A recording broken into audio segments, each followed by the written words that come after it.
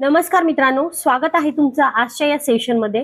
विद्यार्थी मित्रांनो, आतापर्यंत आपण कन्व्हर्जन सर्टिफिकेट्स बघितले, 5 इयर कॅप शेड्यूल बघितला आणि या व्यतिरिक्त कोणत्या बोर्डचं सर्टिफिकेट हे कसं काढायचं, गॅप सर्टिफिकेट कसं काढायचं, मायग्रेशन सर्टिफिकेट कसं काढायचं याविषयी संपूर्ण माहिती बघितली आहे. तुम्ही जर या अगोदरचे व्हिडिओ बघितले नसेल तर नक्कीच बघा. विद्यार्थी मित्रांनो, गॅप सर्टिफिकेट आणि मायग्रेशन सर्टिफिकेट याविषयी बऱ्याच अशा विद्यार्थ्यांचे प्रश्न होते. त्यासाठी मी एक कंप्लीट व्हिडिओ लेक्चर आपल्या चॅनलवरती अपलोड केलेला आहे आणि त्या व्यतिरिक्त आजच्या या सेशनमध्ये आपण 5 इयर कॅप साठी लागणारे अतिशय महत्त्वाचे डॉक्युमेंट्स बघणार आहोत. विद्यार्थी मित्रांनो, बऱ्याच अशा विद्यार्थ्यांना अजून देखील प्रश्न पडतो की मॅम मी कोणत्या कॅन्डिडेटच्या टाईपमध्ये येतो, म्हणजे type A, type B, type C, type D आणि टाईप ई.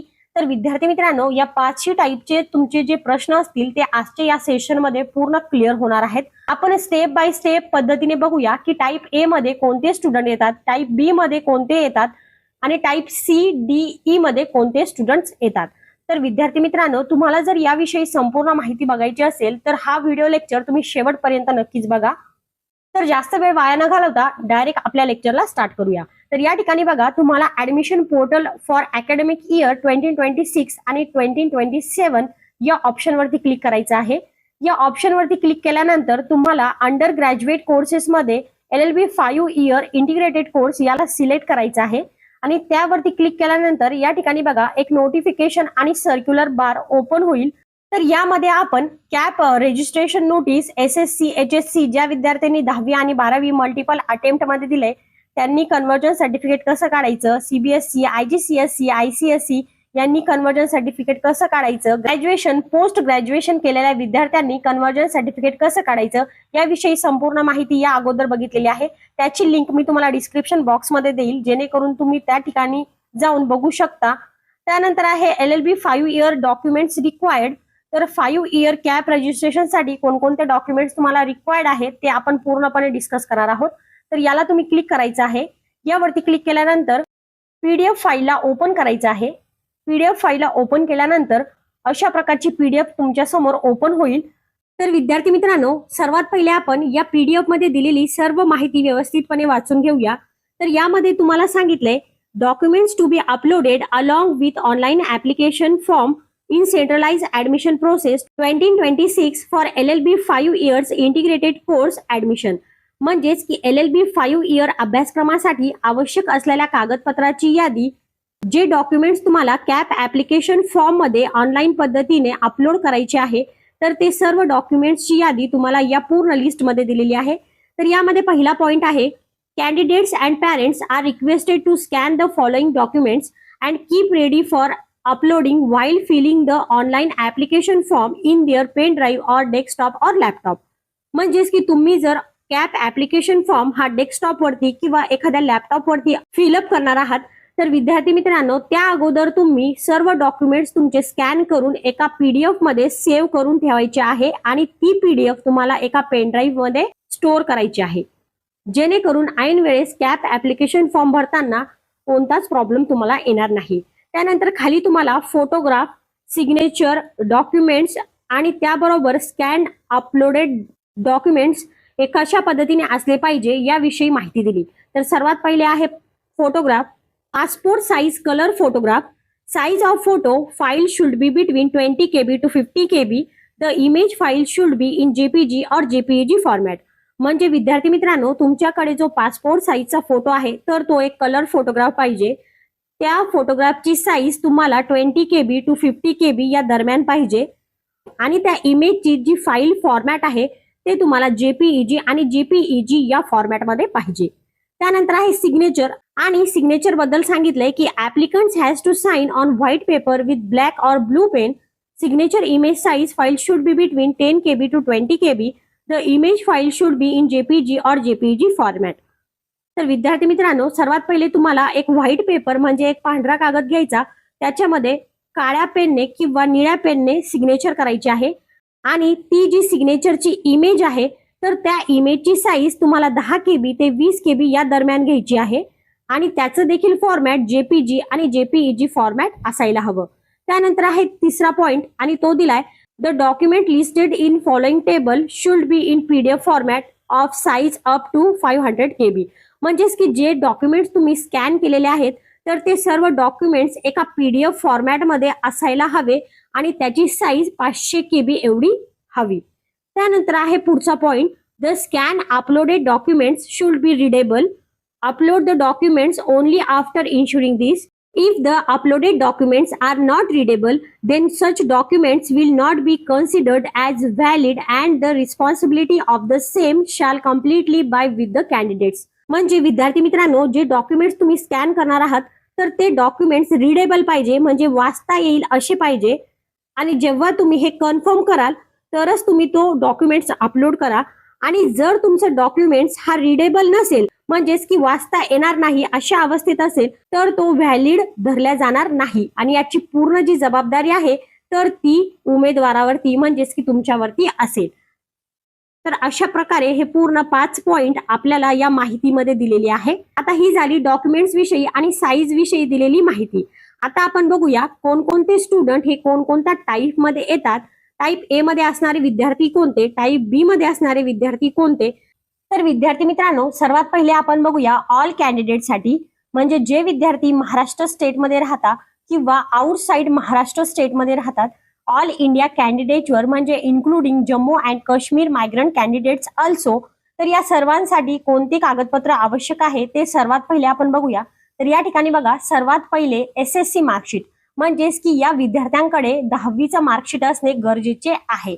आता याविषयी सर्व माहिती तुम्हाला यामध्ये दिली. आणि इन शॉर्ट मध्ये सांगायचं म्हटलं तर विद्यार्थी मित्रांनो, तुम्ही जर 10वीची परीक्षा CBSE, ICSE, IGCSE किंवा IB बोर्ड इत्यादी बोर्डातून उत्तीर्ण झाला असाल तर तुम्हाला कन्व्हर्जन सर्टिफिकेट हे सेल्फ अटेस्टेशन करून तुमच्या आई किंवा वडील पॅरेंट्सची सिग्नेचर घेऊन एका सिंगल PDF फॉर्मॅटमध्ये सेव्ह करायची आहे. आणि तीच सेव्ह केलेली कॉपी तुम्हाला वेबसाईटवरती अपलोड करायची आहे. त्यानंतर आहे HSC, म्हणजेच की 12वीचं मार्कशीट. तर अशाच पद्धतीने 12वीच्या मार्कशीट विषयी देखील खाली माहिती दिलेली आहे. सेम जर तुम्ही 12वीची परीक्षा CBSE, ICSE, IGSE किंवा IB बोर्ड यामधून दिलेली असेल तर तुमच्याकडे कन्व्हर्जन सर्टिफिकेट सेल्फ अटेस्टेशन करून तुमच्या पॅरेंट्सची सिग्नेचर घेऊन एका सिंगल PDF फॉर्मॅटमध्ये सेव्ह करायचं आहे. आणि ती सिंगल PDF फॉर्मॅट तुम्हाला वेबसाईटवरती अपलोड करायचं आहे. त्यानंतर आहे LLB 5 year CET 2026 online application form. आणि त्याखाली आहे MAH LLB 5 year 2026 CET score card. तर तुमच्याकडे LLB 5 इयरचं ऑनलाईन ऍप्लिकेशन फॉर्म आणि स्कोर कार्ड हे दोन्ही देखील असणं आवश्यक आहे. त्यानंतर आहे डोमिसाईल सर्टिफिकेट, म्हणजेच की अधिवास प्रमाणपत्र. तर विद्यार्थी मित्रांनो, तुमच्याकडे जर अधिवास प्रमाणपत्र नसेल तर तुमच्याकडे birth certificate mention place of birth, म्हणजेच की जन्माचा दाखला ज्यावरती तुमचं जन्माचं स्थळ असणे आवश्यक आहे. आणि त्याचबरोबर त्याला ऑर आहे school living certificate mention place of birth, म्हणजेच की यामध्ये डोमिसाईल सर्टिफिकेट, बर्थ सर्टिफिकेट आणि स्कूल लिव्हिंग सर्टिफिकेट या तिन्ही पैकी कोणतंही एक डॉक्युमेंट तुमच्याकडे असणं आवश्यक आहे. आणि त्यावरती प्लेस ऑफ बर्थ असणं कंपल्सरी आहे. इफ जर तुमच्या डॉक्युमेंट्सवरती प्लेस ऑफ बर्थ नसेल तर ते डॉक्युमेंट तुमचं व्हॅलिड धरल्या जाणार नाही. अशा प्रकारे ऑल कॅन्डिडेटसाठी हे डॉक्युमेंट्स आवश्यक आहेत. विद्यार्थी मित्रांनो, आता आपण बघणार आहोत की टाइप्स ऑफ कॅन्डिडेट. आणि यामध्ये आहे Maharashtra state type A candidates. आणि मित्रांनो, तुम्हाला माहिती आहे का की टाइप ए मध्ये कोणते कॅन्डिडेट्स येतात. तर जे विद्यार्थी महाराष्ट्रात जन्मलेले आहेत, बॉर्न इन महाराष्ट्र, आणि ज्या विद्यार्थ्यांकडे महाराष्ट्राचं डोमिसाईल सर्टिफिकेट आहे तर असे विद्यार्थी हे टाइप ए मध्ये येतात. तर या विद्यार्थ्यांसाठी कोणते डॉक्युमेंट्स लागतात. तर या ठिकाणी बघा, आता हे जे तिन्ही डॉक्युमेंट्स दिलेले आहेत ते एकमेकांना ऑर डॉक्युमेंट्स आहे. तर सर्वात पहिले दिलंय domicile certificate of the candidate from the state of Maharashtra, म्हणजे त्याच्याकडे महाराष्ट्राचं डोमिसाईल सर्टिफिकेट असणं आवश्यक आहे किंवा बर्थ सर्टिफिकेट किंवा स्कूल लिव्हिंग सर्टिफिकेट. तर ह्या तिन्ही पैकी एक डॉक्युमेंट असणं त्याच्याकडे अतिशय आवश्यक आहे. आणि मित्रांनो, ह्या तिन्ही डॉक्युमेंट्स मध्ये त्या विद्यार्थ्याचं प्लेस ऑफ बर्थ असणे अतिशय आवश्यक आहे. आता आपण पाहणार आहोत टाइप बी. तर तुम्हाला माहिती आहे का की टाइप बी मध्ये कोणते कॅन्डिडेट्स येतात. तर मित्रांनो, असे विद्यार्थी जे महाराष्ट्रामध्ये जन्मलेले नाही परंतु त्यांच्या आई किंवा वडिलांकडे डोमिसाईल सर्टिफिकेट हे महाराष्ट्राचं आहे, तर असे विद्यार्थी टाइप बी मध्ये येतात. तर त्यांच्याकडे domicile certificate of the candidates, domicile certificate of father और mother of candidates indicating that he or she is domiciled in the state of Maharashtra, म्हणजेच की त्याच्या आई किंवा वडिलांकडे महाराष्ट्र राज्यातील रहिवासी प्रमाणपत्र असणे अतिशय गरजेचे आहे. त्यानंतर आहे टाईप सी. तर टाईप सी मध्ये कोणते कॅन्डिडेट येतात? ज्यांची आई किंवा वडील हे सेंट्रल गव्हर्नमेंट एम्प्लॉई आहे, तर असे कॅन्डिडेट हे टाईप सी मध्ये येतात. तर यामध्ये तुम्हाला सांगितलंय की certificate from the employer in pro फॉर्मा ए स्टेटिंग दॅट फादर और mother of the candidates who is a central government of India undertaking employee is presently posted in or outside Maharashtra, म्हणजेच की केंद्र सरकार किंवा केंद्र सरकारच्या अखत्यारीतील उपक्रमात काम करणाऱ्या आणि सध्या महाराष्ट्रात किंवा महाराष्ट्राबाहेर कार्यरत असलेल्या आई किंवा वडिलांच्या नियोक्ताचे म्हणजेच की एम्प्लॉयर असल्याचे प्रो फॉर्मा ए मधील प्रमाणपत्र. आता बऱ्याच अशा विद्यार्थ्यांना लगेच प्रश्न पडतो की आता या डॉक्युमेंट्स मध्ये प्रो फॉर्मा ए काय आहे? तर विद्यार्थी मित्रांनो, घाबरून जाऊ नका, तुम्हाला कुठे जायची गरज नाही. या पूर्ण पीडीएफ खाली तुम्हाला सगळे प्रो फॉर्मा दिलेले आहे. तर हा प्रो फॉर्मा म्हणजे एक फॉर्मॅट असतो, त्या फॉर्मॅट मध्ये तुम्हाला सर्व डिटेल्स फिलअप करायचे आहे. ते आपण नंतर बघणारच आहोत, त्यामुळे लक्ष देऊन बघा. त्यानंतर आता आपण पाहणार आहोत टाईप डी कॅन्डिडेट्स. तर विद्यार्थी मित्रांनो, टाईप डी मध्ये कोणते कॅन्डिडेट्स येतात? तर असे विद्यार्थी ज्यांची आई किंवा वडील हे महाराष्ट्र गव्हर्नमेंट एम्प्लॉय आहे, तर ते विद्यार्थी टाईप डी मध्ये येतात. तर विद्यार्थी मित्रांनो, त्या विद्यार्थ्यांना कोणते सर्टिफिकेट्स लागतात? Certificate from the employer in pro forma B1 stating that father और mother of the candidates who is a Maharashtra state government और Maharashtra state government undertaking employee. आता याला और दिलंय, undertaking along with the documentary evidence from the retired employees stating the place of settlement in pro forma B2. म्हणजेच याचा अर्थ असा होतो, महाराष्ट्र शासन किंवा राज्य सरकारच्या उपक्रमात कार्यरत असलेल्या कर्मचाऱ्यांसाठी प्रो फॉर्मा B1 किंवा सेवानिवृत्त कर्मचाऱ्यांसाठी स्थायिक झाल्याच्या पुराव्यासह प्रो फॉर्मा B2 यामधील हमीपत्र या विद्यार्थ्यांना लागतं. तर विद्यार्थी मित्रांनो, खाली आपण प्रो फॉर्मा B1 आणि प्रो फॉर्मा B2 यासाठी असणारं फॉर्मॅट बघणारच आहोत. त्यानंतर आहे टाईप ई. तर विद्यार्थी मित्रांनो, टाईप ई मध्ये कोणते स्टुडंट येतात? तर असे स्टुडंट जे महाराष्ट्र कर्नाटकात डिस्प्युटेड एरियामध्ये येतात आणि ज्यांची मदर टंग ही मराठी आहे, तर असे विद्यार्थी हे टाईप ई मध्ये येतात.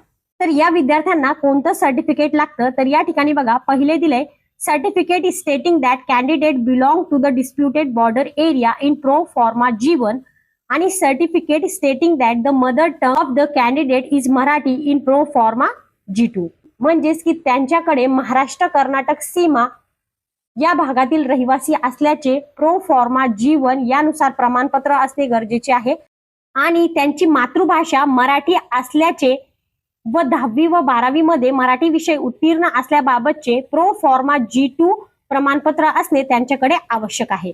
त्यानंतर आता आपण पाहणार आहोत backward class candidates belonging SC ST from the state of Maharashtra only.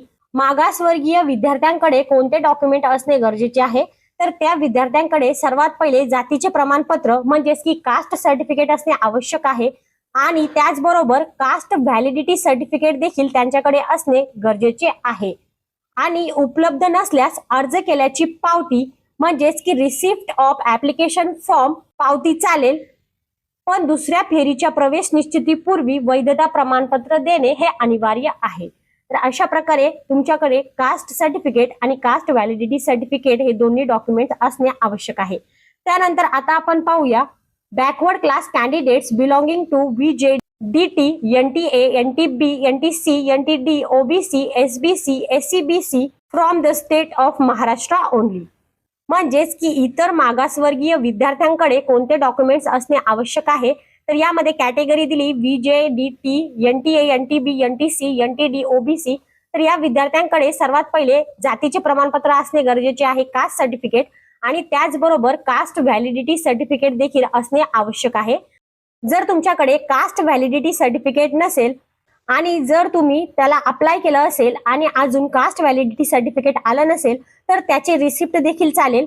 परंतु विद्यार्थी मित्रांनो, लक्षात ठेवा, की दुसऱ्या फेरीच्या प्रवेश निश्चितीपूर्वी वैधता प्रमाणपत्र देणे हे तुम्हाला अनिवार्य आहे आणि त्याच्यासोबत non creamy layer certificate valid up to 31 March 2027 म्हणजेच की तुम्हाला caste certificate, caste validity certificate आणि नॉन क्रिमिलियर सर्टिफिकेट ज्याची व्हॅलिडिटी 31 मार्च 2027 असेल, तर हे तीनही document CAP application form fill up करताना इतर मागासवर्गीय स्टुडंटला लागणार आहेत.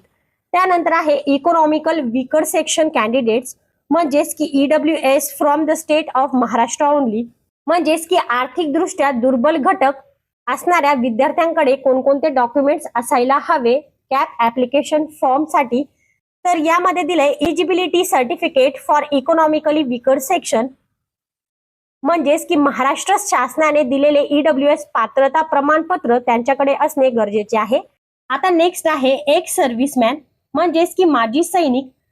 तर यांनी कोणते डॉक्युमेंट्स रेडी ठेवायचे आहे, तर यामध्ये बघा डिफेन्स सर्व्हिस सर्टिफिकेट प्रो फॉर्मा सी, म्हणजेच की प्रो फॉर्मा सी मधील संरक्षण सेवा प्रमाणपत्र आणि त्याच्यासोबत डोमेसाइल सर्टिफिकेट ऑफ फादर और mother who is x service personal is domicile in the state of Maharashtra. म्हणजेच मित्रांनो याचा अर्थ असा होतो की माजी सैनिक असलेल्या वडिलांचे किंवा आईचे महाराष्ट्र राज्यातील रहिवासी प्रमाणपत्र. त्यानंतर आहे ऍक्टिव्ह डोमेसाइल डिफेन्स कॅन्डिडेट्स, म्हणजेच की सक्रिय रहिवासी असलेले संरक्षण उमेदवार. तर या कॅन्डिडेटसाठी कोणते डॉक्युमेंट्स दिलेले आहेत, तर डिफेन्स सर्व्हिस सर्टिफिकेट प्रो फॉर्मा सी, म्हणजेच की प्रो फॉर्मा सी मधील संरक्षण सेवा प्रमाणपत्र आणि त्याचबरोबर खाली दिलेला आहे डोमेसाइल सर्टिफिकेट ऑफ फादर और mother who is active defence service person is domiciled in the state of Maharashtra, म्हणजेच की महाराष्ट्र राज्यातील रहिवासी असलेल्या आणि सक्रिय संरक्षण सेवेत कार्यरत असलेल्या वडिलांचे किंवा आईचे अधिवास प्रमाणपत्र, म्हणजेच की डोमेसाइल सर्टिफिकेट. त्यानंतर नेक्स्ट आता आपण पाहणार आहोत active non domicile defence candidates, म्हणजे याचा अर्थ असा होतो की असे विद्यार्थी, असे उमेदवार जे महाराष्ट्राचे रहिवासी नाही परंतु त्यांचे आई किंवा वडील सध्या संरक्षण दलात कार्यरत आहेत आणि ते महाराष्ट्राबाहेरील आहेत. तर या विद्यार्थ्यांना कोणकोणते डॉक्युमेंट्स रिक्वायर्ड आहेत, तर या ठिकाणी बघा यामध्ये तुम्हाला दिलंय डिफेन्स सर्व्हिस सर्टिफिकेट प्रो फॉर्मा सी, म्हणजेच की प्रो फॉर्मा सी मधील संरक्षण सेवा प्रमाणपत्र त्यांच्याकडे असणे गरजेचे आहे आणि त्याबरोबर certificate from the employer in the pro फॉर्मा D stating that father or mother of the candidate who is an active defense service person presently posted in Maharashtra.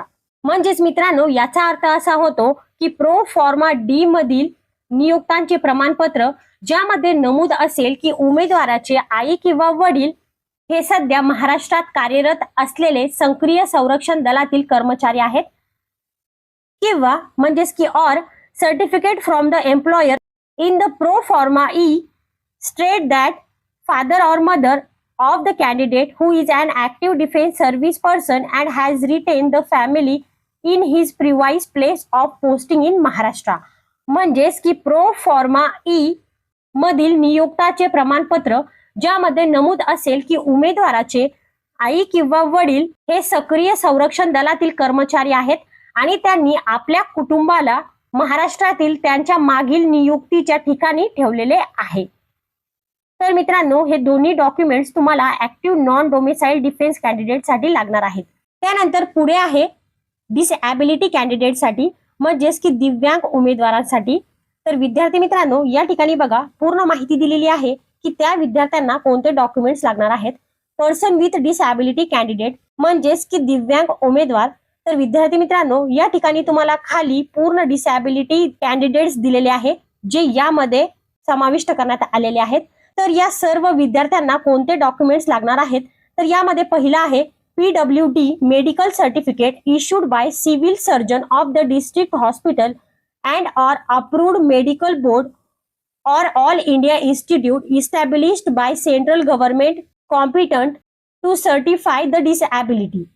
म्हणजेच की दिव्यांग असणाऱ्या विद्यार्थ्यांना जिल्हा रुग्णालयाचे सिव्हिल सर्जन किंवा मान्यता प्राप्त वैद्यकीय मंडळ किंवा अपंगत्व प्रमाणित करण्यास सक्षम असलेल्या केंद्र सरकारच्या ऑल इंडिया इन्स्टिट्यूट जारी केलेले PWD वैद्यकीय प्रमाणपत्र हे असणे त्यांच्याकडे गरजेचे आहे. त्यानंतर आहे domicile certificate of the candidate, म्हणजेच की कॅन्डिडेटचं रहिवासी प्रमाणपत्र. तर हे झालं डिसॅबिलिटी कॅन्डिडेटसाठी. त्यानंतर विद्यार्थी मित्रांनो, आता आपण पाहणार आहोत जम्मू आणि काश्मीर मायग्रंट कॅन्डिडेटसाठी कोणते सर्टिफिकेट दिलेले आहे.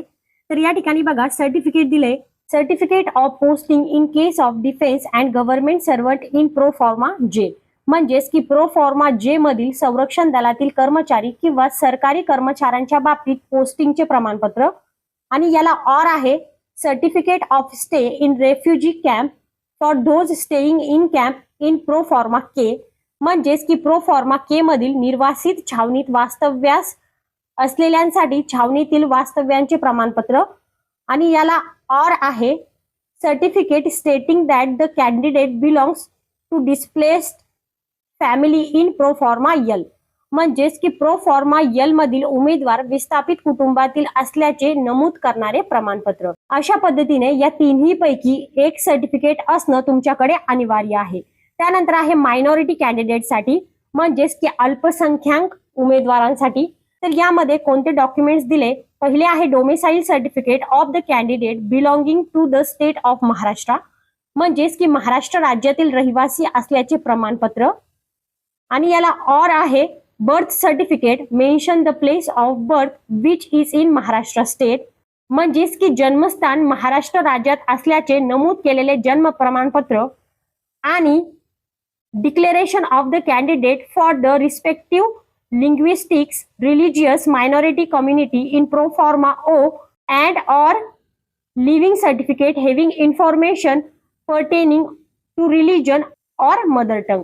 म्हणजे मित्रांनो, याचा अर्थ असा होतो की प्रो फॉर्मा ओ मधील संबंधित भाषिक किंवा धार्मिक अल्पसंख्याक समुदायाबाबतचे उमेदवाराचे घोषणापत्र किंवा धर्म मातृभाषा याबाबतची माहिती असलेले शाळा सोडल्याचे प्रमाणपत्र. तर या दोन्हीपैकी कोणताही एक सर्टिफिकेट आवश्यक आहे आणि या दोन्हीपैकी कोणतंही एक सर्टिफिकेट असणं आवश्यक आहे. तर मित्रांनो, अशा प्रकारे मायनॉरिटीमध्ये येणाऱ्या कॅन्डिडेट्सला या चारही पैकी 2 डॉक्युमेंट्स असणे आवश्यक आहे. त्यानंतर पुढे आहे सर्टिफिकेट फॉर ऑर्फन कॅन्डिडेट्स, म्हणजेच की जे विद्यार्थी अनाथ आहे तर त्या विद्यार्थ्यांना कोणते डॉक्युमेंट्स लागतील. तर या ठिकाणी बघा orphan certificate issued bye competent authority regional deputy commissioner woman and child development, म्हणजेच की मित्रांनो सक्षम प्राधिकाऱ्याने प्रादेशिक उपायुक्त महिला व बाल विकास जारी केलेले अनाथ प्रमाणपत्र यांच्याकडे असणे अति आवश्यक आहे. तर अशा प्रमाणे या ठिकाणी बघा सर्व डॉक्युमेंट्स आपण सर्व कॅटेगरीनुसार लागणाऱ्या विद्यार्थ्यांचे या ठिकाणी पूर्णपणे बघितलेले आहेत.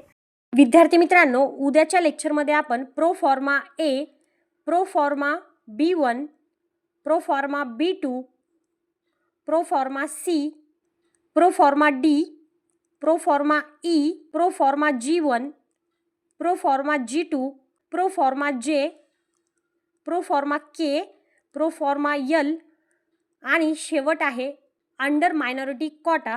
तर या सर्व विषय असणारे प्रो फॉर्मा आपण उद्याच्या लेक्चरमध्ये डिस्कस करणार आहोत, त्यामुळे उद्याचा व्हिडिओ स्किप करू नका. विद्यार्थी मित्रांनो, लक्षात ठेवा की कॅन्डिडेट टाईप ऑफ ए आणि बी यामध्ये कोणताच प्रो फॉर्मा दिलेला नाही. तुम्हाला टाईप सी पासून प्रो फॉर्मा हे स्टार्ट होतात. तर उद्याच्या लेक्चरमध्ये आपण या प्रो फॉर्मा फॉर्मॅटला कशा पद्धतीने फिलअप करायचं ते पूर्णपणे डिस्कस करणार आहोत. तर विद्यार्थी मित्रांनो, तुम्ही जर टाईप CDE मध्ये येतात तर तुमच्यासाठी हा व्हिडिओ अतिशय महत्त्वाचा ठरणार आहे. तर अशाच पद्धतीने आजचा हा सेशन आपला या ठिकाणी संपलेला आहे. आजच्या या सेशनमध्ये आपण 5 इयर CET साठी लागणारे जे काही डॉक्युमेंट्स आहे पूर्णपणे डिस्कस केलेले आहेत. आय होप की जे विद्यार्थी लॉ CET 5 इयरचं रजिस्ट्रेशन करत असाल तर त्या विद्यार्थ्यांसाठी हा अतिशय महत्त्वाचा व्हिडिओ ठरला असेल. विद्यार्थी मित्रांनो, व्हिडिओ आवडला असेल तर लाईक करा, शेअर करा आणि असेच नवनवीन व्हिडिओ बघण्यासाठी चॅनलला सबस्क्राईब करा. धन्यवाद मित्रांनो.